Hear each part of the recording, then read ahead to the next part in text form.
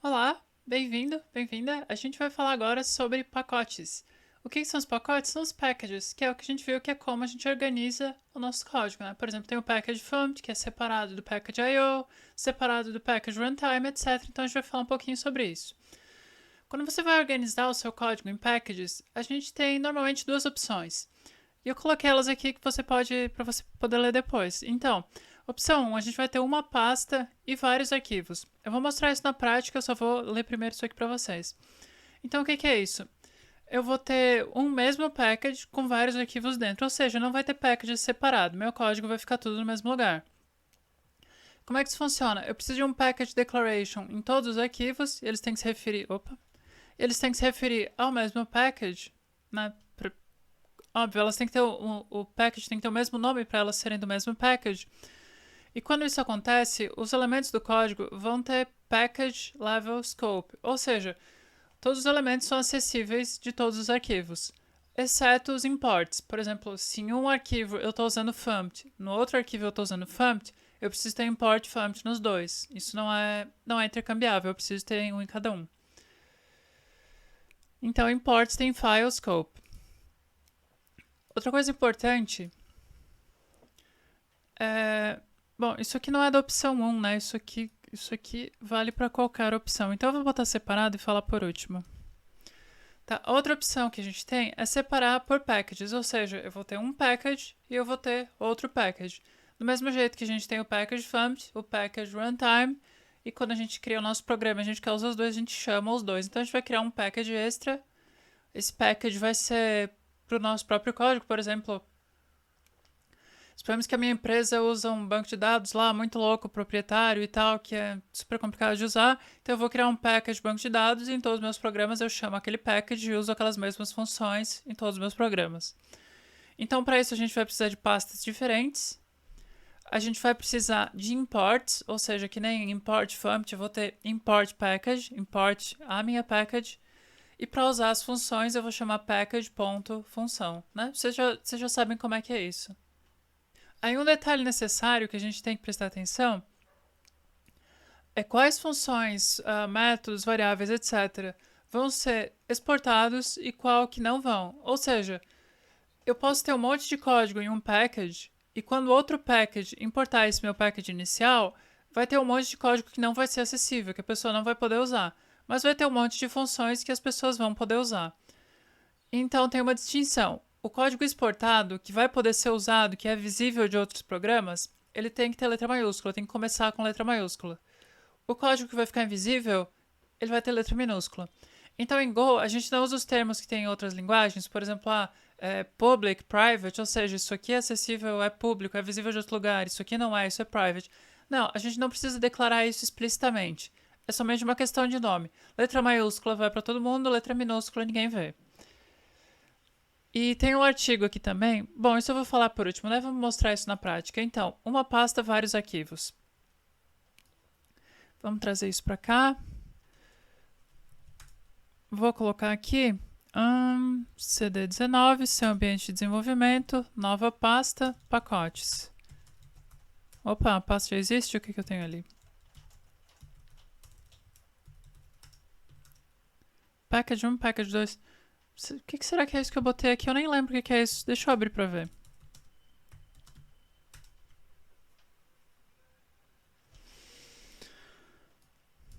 Será que isso aqui é código do Todd?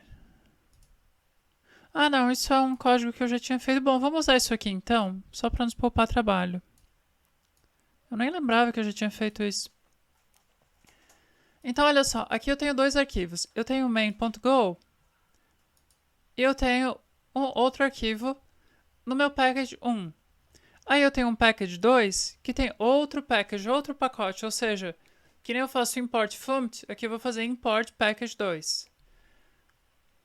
Ai, que bom que eu tinha isso aqui, eu não tenho que digitar tudo isso aqui, a gente poupa um tempão. Então, ó, import FUMPT e da mesma maneira import, e aqui vai o endereço da onde está a minha pasta, ou seja, github.com, Alan Corbis, aprenda a programar, 19, seu ambiente de desenvolvimento, pacotes, package 2. Ou seja, o endereço no seu Go Workspace, né? No seu Go Path. Então eu tenho Vocês sabem, a gente tem a pasta Go, dentro tem a pasta Source, e dentro da pasta Source eu vou botar o endereço de onde esse código tá. Gente, tá uma chuvarada. Não sei se vocês conseguem ver, às vezes dá uns trovão, assim. Mas enfim, voltando ao assunto. Então, ó, aqui eu tenho o package.funct, estou chamando uma função do package.funct. Aqui eu estou chamando uma função de outro arquivo no mesmo package, ou seja, package main. Package main é o mesmo package. Esse outro arquivo vai importar o funct também, e ele vai dizer, essa função está no outro arquivo.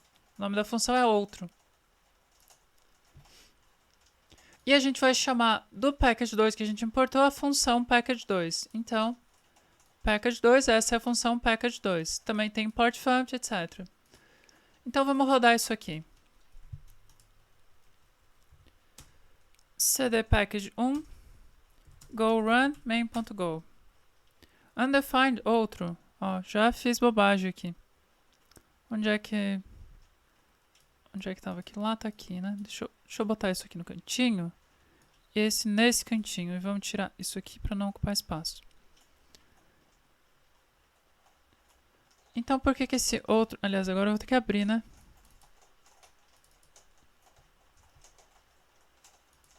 Por que esse outro não rodou? Simples, porque aqui eu estou rodando somente o arquivo main.go. E o que eu preciso fazer aqui, na verdade, é glob.go, né? Asterisco.go. Então, agora sim, agora roda, porque agora ele abriu todos os arquivos.go da pasta, ou seja, main.go e outro.go, compilou os dois, rodou os dois juntos como uma coisa só, e daí ele começa o código na função main. Ele começa a ler da função main. Então, essa é a função main. Essa função está no outro arquivo, aqui. Opa, não era isso que eu queria fazer. E essa é a função package2 que está lá no package2, lá no outro pacote que não tem nada a ver. Aqui eles estão na mesma pasta, estão na mesma subpasta, né? Eu tenho aqui o package1 e o package2 no mesmo lugar, mas eles não precisavam estar. Do mesmo jeito que eu importo o package.funct e importo outras coisas, é assim que eu vou importar os packages que eu fizer. Então, que bom que eu achei esse exemplo aqui.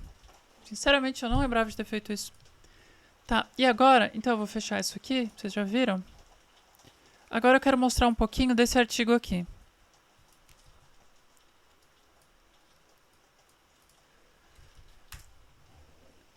Essa pessoa que escreve esse site, o nome dela é Yana, ela trabalha no Google, ela trabalhou anos e anos no time do Google que desenvolveu a linguagem Go, que trabalhava na linguagem Go.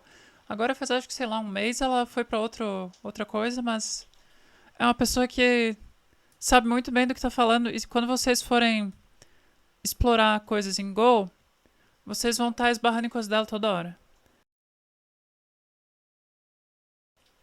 Então aqui ela fala, ó. Go is about naming an organization as much as everything else. Well-organized code, Go code is easy to discover, use, and read.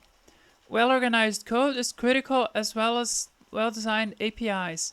The location, name, and structure of your packages are the first elements your users see and interact with. Ou seja, em Go, organização e nomenclatura das coisas é tão importante quanto qualquer outra coisa. Um código bem organizado é mais fácil de descobrir, usar e ler. Um código bem organizado é tão importante e crítico quanto APIs bem desenvolvidas. A localização, o nome e a estrutura de seus packages são os primeiros elementos que os usuários vão ver e interagir com. Usuários, nesse caso, são outros programadores, né?